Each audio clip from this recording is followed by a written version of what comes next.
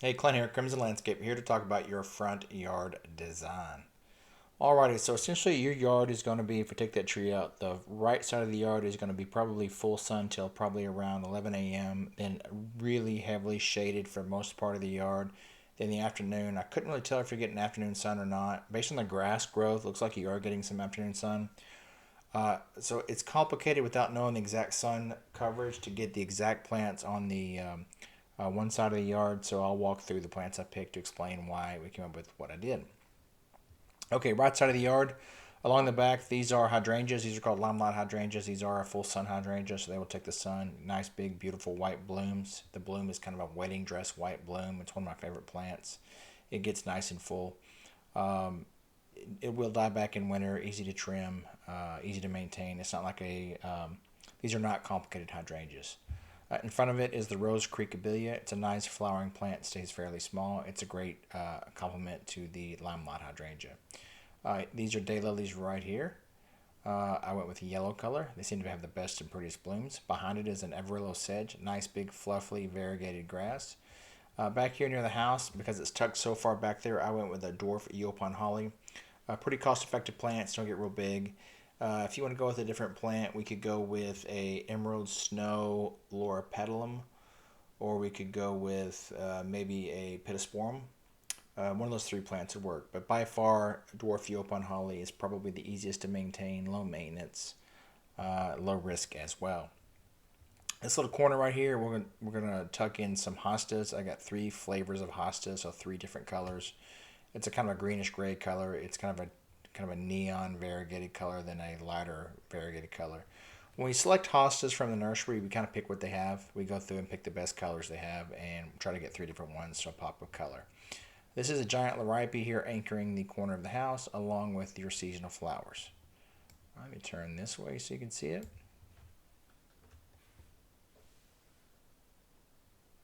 Boulders kind of highlight the uh, junction points of the bed to give it texture. I did add gravel, as you can see in this section. The main reason I added gravel is I needed something to complement the left side of the yard, because once we mix in the gravel or the decomposed granite, we want something that kind of matches. Also, for a really large bed like this, I like river rock because it breaks the bed up.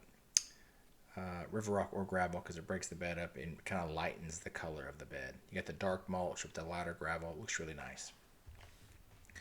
Okay, on this side of the yard, I'm using a stump as your tree. Obviously, we won't cut down your tree.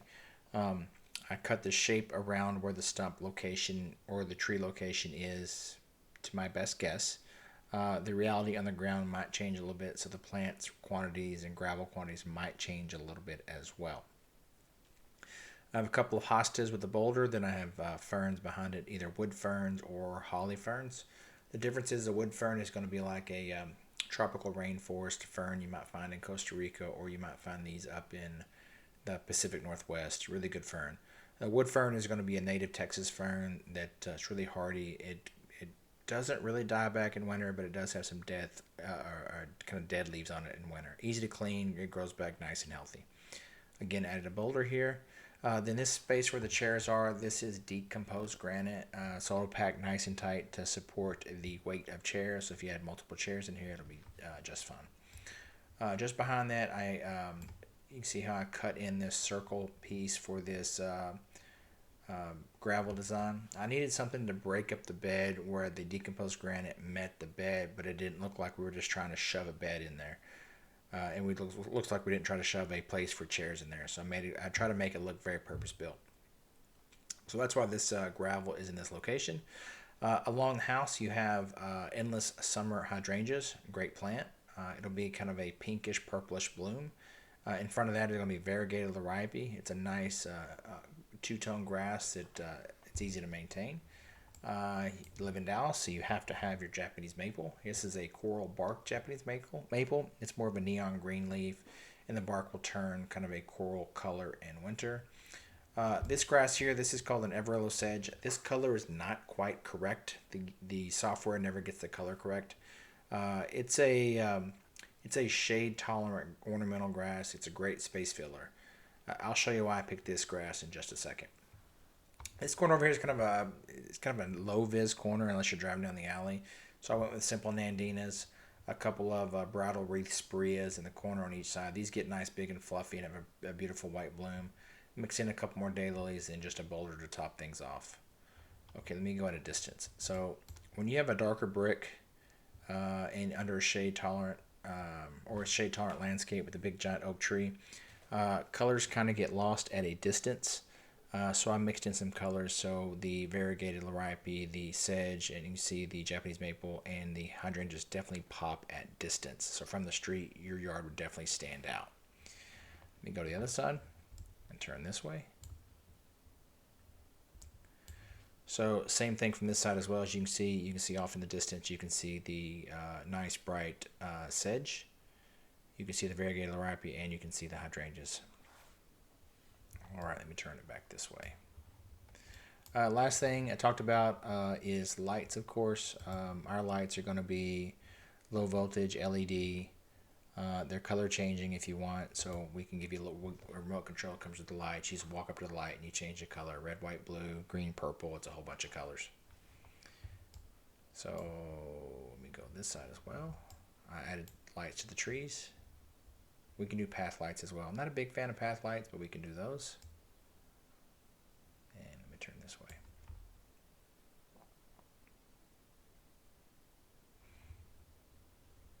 All right, so from your grass perspective, the right side of your grass is pretty unhealthy. There's a good chance it'll come back if you choose to keep that grass, proper fertilization, some sun. The zoysia may bounce back. It may not. Hard to say. I believe you have Xeon zoysia. I prefer Palisades zoysia. It's my favorite. We don't have to upgrade if you don't want to. We could try to save we could do the landscape, not do any of the grade work if you don't want to, and try to save the grass. And you can wait a season or two, determine if it makes sense for you to change the grade or not. Kind of entirely up to you. We'll adjust the landscape, or correction, the irrigation system to make sure the plants and the grass have good coverage. And one thing I did notice is a lot of your gutters just dump in your landscape bed. Once we go to pricing phase, I will include drainage, downspout drainage, so the water will catch that water and bypass your landscape bed and dump it into your yard.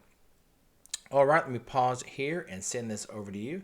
Next steps will be, if you like it, just send me an email and we can price it. Send me change request, or we can do a Zoom call to walk through design. I appreciate it and have a great day.